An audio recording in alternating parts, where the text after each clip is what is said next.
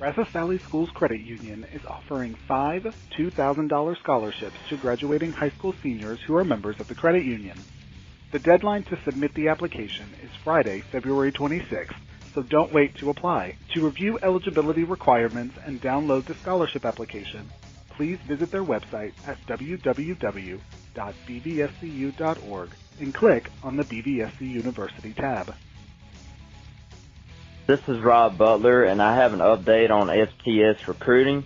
National Signing Day is here's a look at where some of the teams in the Southland and Western Athletic Conference rank among FCS schools, according to 247sports.com.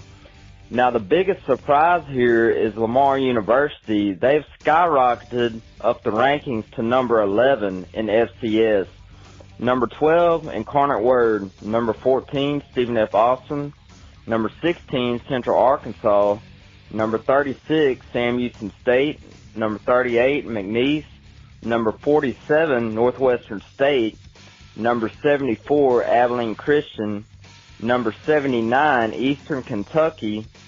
Number 82, Nichols. Number 89, Dixie State. Number 101, Houston Baptist. And that's Rob Butler, Open Mic Broadcast Network. It's the radio guy, Mike Prince, and we're back on the Brazos Valley Schools Credit Union Hotline, and we are reaching to Oklahoma in the land of the Langston Lions. We have the athletic director, the matriarch lioness, if you would, and that is none other than Miss Donnita Rogers. How are you today, ma'am? Hey, good morning. Good to be talking to you again. It's been a while. It has been a while, and in case I hadn't, I'm pretty sure I have. Happy New Year to you. I know it's in February, but who cares, right? Hey, Happy New Year to you as well. All right, very good. Happy Black History Month. Happy Black History Life Day, every day. That's real. That's good. I like that. And with that being said, there have been a lot of updates that we need to get caught up on with Lion Athletics. Number one, you got the multitask for your spring, fall sports of 2021. How is that getting off the ground so far? So far, so good. We've played men's and women's basketball, has played 4 weeks straight with no issues. So I am extremely happy about that. The magic number for NAIA is we're trying to get this 10-game mark in before they get into conference tournament. And the girls are doing extremely well. They're going to be battling for probably a fourth or maybe third or fourth seat. They're just a joy to watch this year, and it's been a while for Coach Elaine Powell putting those pieces together, but I think she's there. And now that we have the extra year with the pandemic and COVID ruling for eligibility, man, it will be exciting if we're able to keep that team together and see them play again next year. Now, I know it has to get your coach's juices flowing, especially when you get a chance to watch basketball. Do you miss coaching at all? Pieces of coaching that I miss a lot, but there's some things that I don't miss. Yeah, that's a pretty broad topic, but yeah, there are pieces that I really do miss, and sometimes it's kind of sad that I hung up the whistle, but for the most part, I feel like I am doing my calling and I'm fulfilling my purpose, so I'm good with that. Very good. And might I add, you're fulfilling your purpose quite well and in excellence from at least my vantage point. So I'm very proud to know that you are a friend of the network and a friend of the show, and I get excited of the opportunity to get to speak with you every time we get together. Yeah, me too. I feel the same. We're on the Brazos Valley Credit Hotline with Miss Donnita Rogers, Athletic Director of the Langston Lions. We're in the territory which is new for all of us, spring football with a purpose. We normally have spring football, but it's normally getting ready for the fall. How are things shaping up in that area, and how is Coach Morgan and crew doing? Coach Morgan and crew, they're doing really well. I've actually been able to kind of hop out there to practice a little bit, maybe all but 2 or 3 days since they've started back. last week, and so I'm really pleased with how things are going. We're still kind of in the shuffle of, some student athletes ended up just going, taking school virtually or whatever, and still getting those pieces together and, trying to get back in the rhythm of things. But it's nice to see all that hustle and bustle going on the campus again. And now I'm starting to prepare a little bit for a limited fan experience, like bringing in, 20-25%. So that excites me. That's been one of the hard things with men's and women's basketball this season. Is it just feels like a glorified scrimmage to a certain extent. So we test our cheerleaders, and we have two groups, and our cheer coach did a great job, Coach King, where she has an orange and blue group where if somebody has a COVID case in one, then the other group can still go. But we've been testing extensively, so they've been our only, our noise enthusiasm in the gym. So I'm kind of excited to kind of phase into that next level and have some more people added. Very good. It's always good to have that sound of controlled chaos to get you back to normal as possible, especially when you're talking about athletics. I like that controlled chaos. It does feel like that sometimes. We complain about it when we're dealing with it, but then when it is absent for a while, you be like, man, I've grown accustomed to having that noise and that sound, and we become, I guess they say, a victim of your environment, but in our case, a good victim of controlled chaos. Yeah, yes, I'm going to use that, especially preparing for my first home football game. It's funny you said, Mike. It's funny you said that because we were talking about, my SID and I were talking when we did our first home game 3 weeks ago here. We were a little kind of some butterflies, a little anxiety. We're just like, hey, we haven't done this in 10 months. And so another thing, they talk about whenever, like you don't live in a house or something for a while, that things break, you kind of repair. And it's like we kind of experienced that in the athletic department. It's like going into it, we were checking everything. We hadn't used it in so long that, sometimes like, hey, you had to have the score clock repairman down, and we're going to be getting new goalposts in the next 2 weeks on the football field. And so it's just like, man, we need to keep things going so things don't fall apart too. Absolutely. And when you talk about it, the old saying, if you don't use it, you'll lose it. And that's the case in just about anything, especially man-made things. They were designed to take, as old clock frame used to say, take a licking and keep on ticking. We're talking with the athletic director of the Langston Lions, Miss Donnita Rogers. Now, Coach, do you happen to know, and I always do this to you, but do you happen to know the schedule for football off the top of your head for the spring? Let's see what I can do. So on February 20th, we will open up at Arizona Christian at 11 a.m. in Phoenix, Arizona. And our first home game will be on February 27th with Southwestern Assemblies of God University. And then from there on, I've got February down, and then we have home games on April 3rd and April 10th. Okay, very good. Now, with your travel to Arizona, will you guys hopefully fly, or will you have to take a bus? We are, I'm in the midst of preparing for plane tickets today. Wow, that's exciting. That's extremely exciting to get a chance to go. Now, that Arizona trip, they're part of your conference now, right? Wasn't they part of the new edition or something? They're not the new edition, but they did come in later than most of us. But, yeah, they've been in here even when we were in Central State Football League. So we have Arizona Christian and Ottawa University from Phoenix and the Phoenix area that are both a part of our conference. Now, that's got to be a little bit, creative when it comes to going out. It's exciting to go out there, especially for your student athletes. But the reality on the budget-wise, that can almost become a budget nightmare, huh? It is a budget nightmare, especially with the plane tickets and there's still, some anxiety with that part too. It scares me having the first game on the road and having to deal with all the touch points that you have in an airport, in the plane, and that piece, and then coming back and opening up with the home game. If I had my preference, we would have had a bye So we're really pushing the opportunity to have a COVID case when we get back. So those things have me a little bit concerned, and just trying to figure out how to keep the players, coaches, staff, and everyone as safe as possible when we do this extensive traveling. Now, part of the expected norm, especially with COVID-19 doing what it does, is that there are projections across other conferences that will be having spring football is that they know that there are going to be some positive tests. And what are the contingency plans for Langston and the conference in the event those things pop up for you guys? Well, right now, first of all, I have to give kudos to my president, Dr. Kent Smith, and our executive policy group that have really put together a fantastic package for us coming back.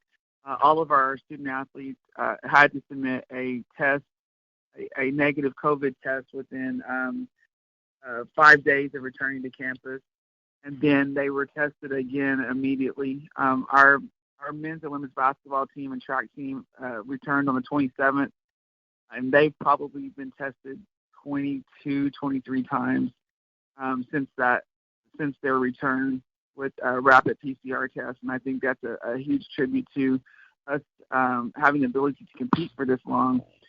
So we have had a couple of cases that crop up, and we try to do the pull them out, isolate them, and continue. We up the testing while everybody's quarantining before they return back to play.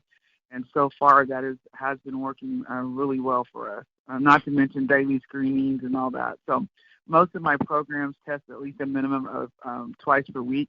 And, again, that includes our cheer, everybody that's going to be a part of that game day experience, our game ops, all of that, they're testing. We'll be phasing in like a 35-piece members of the band this Saturday, and they are all testing today as well. Very good. We're doing everything we can to we know that COVID can sneak in there, but we're trying to fight. Well, it's one thing to be proactive and then just to wait and see what happens. And it's exciting to hear that you guys are being so proactive in regards to the COVID-19. Now, when it comes to your hosting your sporting events, and we know that football is the ticket to have, especially in Lion Country. We know all athletics as well, but we know football is the driving force. Are there restrictions that you guys have to abide to coming from the conference, or is the conference leading up to the municipalities that each institution reside in? It's really kind of a combination of both. The conference does have basic guidelines, and we have a form that we need to submit once a week.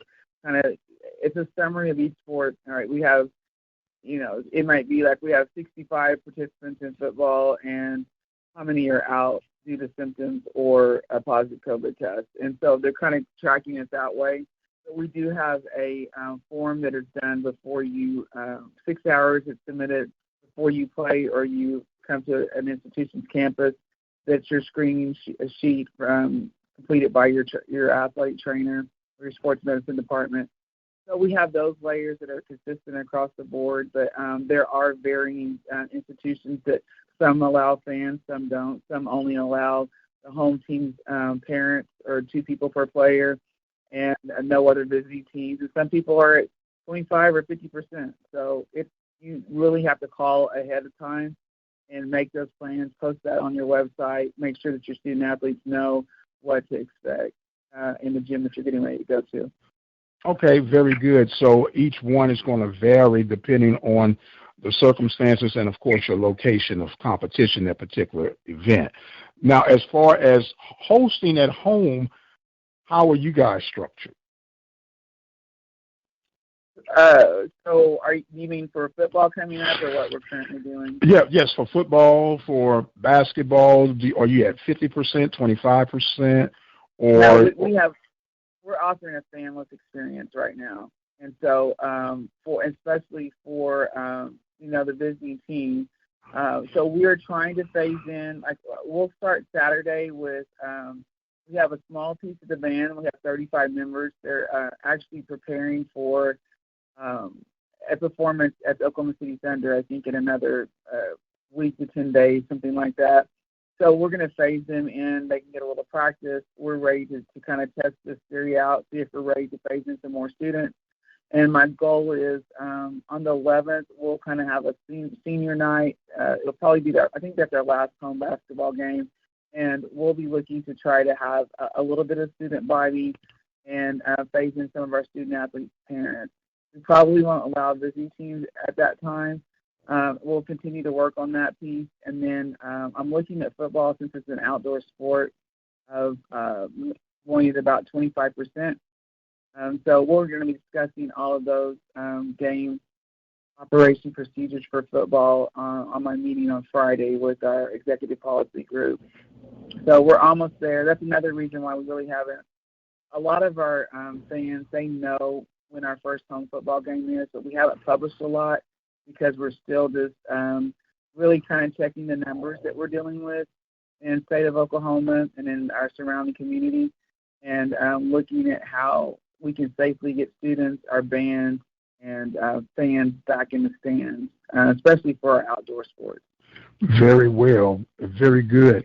Be sure to keep us in the loop so we can help spread the word of what's going on at Langston University, because we are proud to be partnered up with you and to help tell your story, and we want to be able to be a part of the process from beginning to end. Fantastic. Well, I look forward to having a whole lot more to share. I'm ready for us to be doing this every week. So, well, it's going to be coming soon and very soon. And with that being said, I guess it's safe that we could kind of let the listeners know that we're working on a couple of coaches shows coming from the land of Langston, and we're excited about that. Are you excited about that? I'm very excited about that. I'm ready for my coaches to be plugged in. I think it's going to be a great venue for them recruiting-wise, getting their message out. And, I definitely want our student athletes to look forward to having their families tune in to hear your show. We're on the Brazos Valley Schools Credit Union hotline with Miss Donnita Rogers of the Langston Lions. And you just hit on something that I want to talk to you about recruiting-wise. We know that recruiting has always been a unique platform on the NAIA division and Division 2, 3, and beyond. With Zoom being a major role these days, it seems like everything is Zoom, Zoom, Zoom. Remind me of the old Commodore song, Zoom. And with all of that being said and done, have you seen this as an opportunity to somewhat level the recruiting field for your athletic department? Oh, man, that is a fantastic question and concept. I definitely think that's helped. And for those coaches that have been extremely creative during this process, it can definitely be an asset at this time, especially leveling the playing field budget-wise. And so I just got to make sure that my Zoom meeting is better than other universities that are recruiting you. That competition never dies, does it? Yeah, no, it doesn't. So, I can say that I'm on the universities, we call it parent university, that our admissions department does as they're recruiting general students for the student body that will come, and we all get on there. So you can talk to financial aid, you can talk to athletics, you can talk to the SGA. There's housing. There's a representative on that. It's kind of one stop. You actually have better access to getting your questions answered through these Zoom meetings and stuff that we have during recruitment sessions. So I think in some ways this has forever changed how you do recruiting and admissions and all those other things that it's probably going to save all universities, not just small HBCUs like ours, a ton of money by using these other alternative methods for getting information out.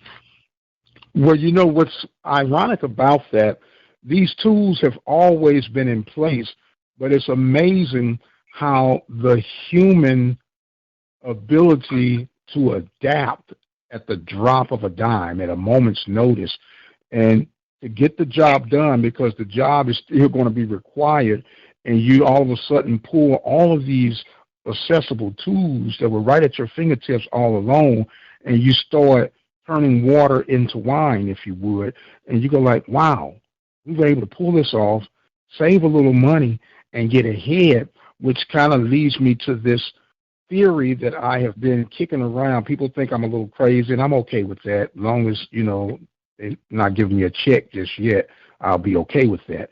But as far as being able to keep the spirit of competition on the collegiate level, I think, especially anyone beyond Power 5 structure, but in theory they need it as well, I think there should be a budget cap for each division. Like you can have X amount for Power 5, X amount for Group of 5, X amount for D1, FCS, all the way down. Does that seem too far-fetched? It sounds great on paper. I just think it's going to be very, very difficult to accomplish. There's, unfortunately, even in the world of sports, I think we're going to always have the haves and the have-nots. I really do. I think that would be fantastic on trying to even the playing field. But I can look at, even with us competing in NAIA Division I, we do have a cap of how many scholarships can be offered in each sport. But like I can look at our women's basketball. So the cap is now at 8 full scholarships can be offered. But we're still doing a great job of competing, and we probably have close to 5 maybe on a good year. Okay. Yeah. Now I do understand that, but that part becomes on the institutions itself, because at least that if I'm at a 5 and my ceiling is 8, then that's up to me to figure it out internally. But if there's no bars at all, budget-wise, I'm just going to throw a number out there. Let's say $1 million. And I know that could be extreme to some and not enough for others. But if $1 million is your ceiling, then it's up to you as the CEO of athletics to figure out the best bang for your buck. Because from my seat, and I'm not the expert, you're the expert, a lot of our institutions spend a ton of money in one particular sport that they're not able to get the greatest return off their investment, and that's football. Yeah, I get what you're saying, but it's one of the, football is definitely one of those. I don't know if it's because of just the amount of people that are involved in it. Like it touches your student body with not only your band. You look at the homecoming. Well, now you've got your royal court and all the people that make up that piece. There's so many branches that go off of that some people feel like even though financially it's a loss, it's still a win. Does that make sense? Oh, it makes sense. It summarizes. I had a guest on a couple of weeks ago, and they were talking about Division I FCS football, and it was saying that football is more of a local, regional impact than that of basketball. And even though it's a quote-unquote financial challenge, it's such an emotional and spiritual uplift that is worth the investment that you put in financially. Yeah, that was well said. And I think that's really what we're looking for, like the, especially going into, as we plan for the fall as well.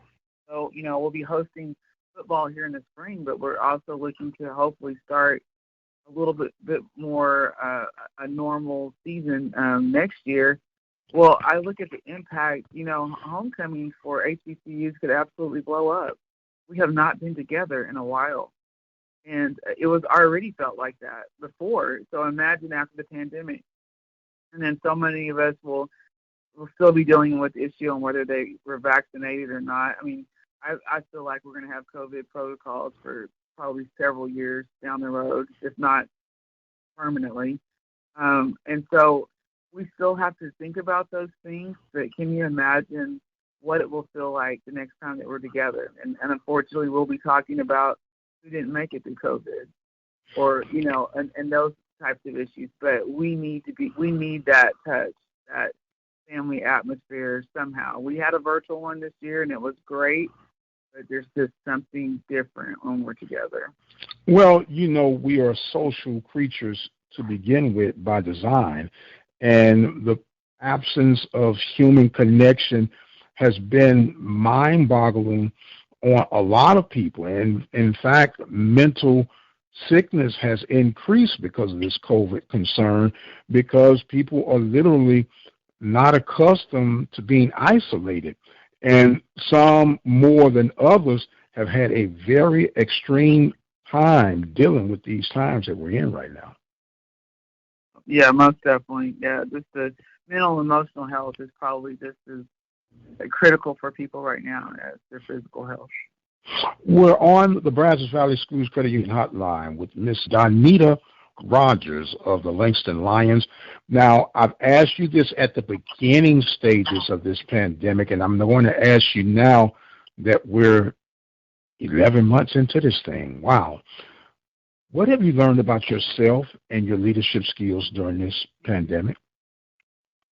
Wow, that's fantastic. I think a lot of us have some great testimonies of resilience, but I feel like I have really learned even more just to trust my gut, my instinct, and I love structure. I love things going the way I planned, and this pandemic has really made me have to deal with that issue. You could have the best plans written up on Monday, and by Wednesday you've got to toss them up and start over again. And that was a huge source of frustration for me last spring and in the summer and dealing with it.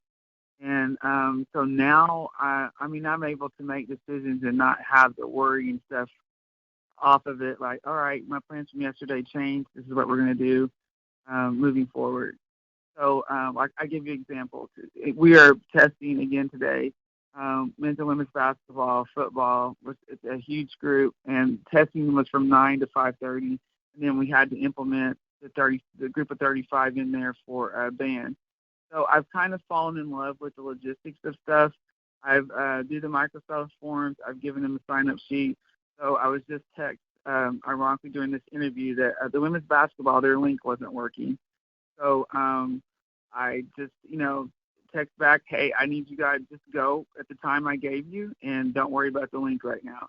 So like 6-8 months ago, that would just stress me out. Why isn't the link working? I did it. I know it worked. I tested it. Now it's like, hey, you know what? You're going to get your test rolling. This is your 20th test. Let's make it work. So I like that part of it. I'm still getting what I need done. They're still going to be tested. We'll still have results back today. We'll deal with that and then move forward. So my stressors they have to be really, really big now. It seems like the term that comes to mind for me in that case is learning how to let go and let God. Yeah, yes, most definitely. Stop well, trying look, to hang on to it. There you go. And another little term that I like to use, God don't need your help. Yeah, that's very true. Well, look, I know you are the hardest working woman in Oklahoma, and you're extremely busy, and I thank you and value your time so much. I want to give you some closing thoughts and comments at the time, and the floor is now yours, ma'am. Well, I just appreciate all of our listeners that have been on this journey with not only me, but my other colleagues, Janet and Kiki, and praying for Alicia Burwell. So she is not at Texas College right now, but she has so much to offer, and I hope that she lands somewhere where she's really fulfilling her purpose and happy. And she's in my prayers during this time of transition for her.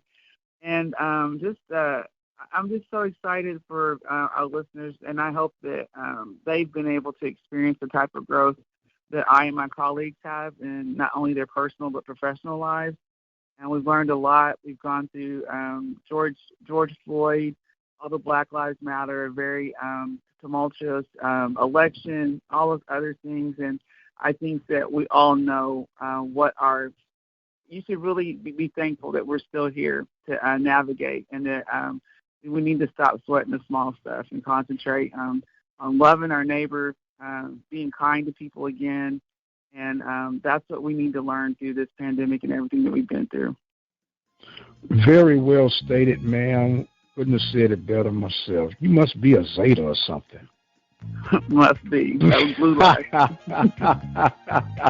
She is athletic director Donnita Rogers of the Langston Lions. Thanking her so much for joining in with us on today. I want to thank you guys for joining in with us on the Brazos Valley Schools Credit Union Hotline. I am the radio guy, Dr. Mike Prince. The clock on the wall tells me that's all, and I must exit stage left for right now. But until the next time, you guys be blessed, and we'll see you on the other side.